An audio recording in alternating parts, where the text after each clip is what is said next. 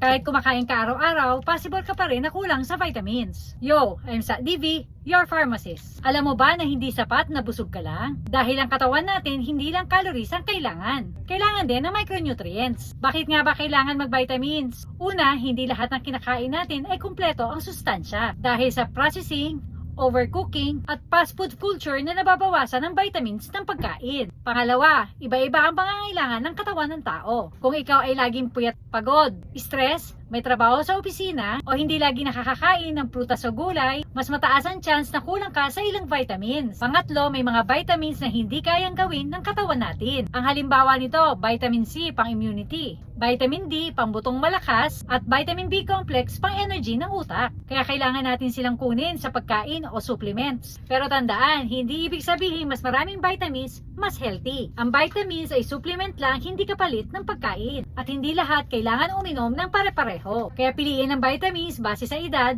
lifestyle at pangangailangan. Sundin ang tamang dose, at kung may iniinom na gamot at may kondisyon, kailangan muna magtanong kay doc. Tandaan, ang vitamins ay tulong, hindi milagro. Healthy food pa rin plus tamang vitamins is equals na malakas na katawan. Ikaw, nagba-vitamins ka ba araw-araw? Comment down below and please like, share, and follow us for more videos.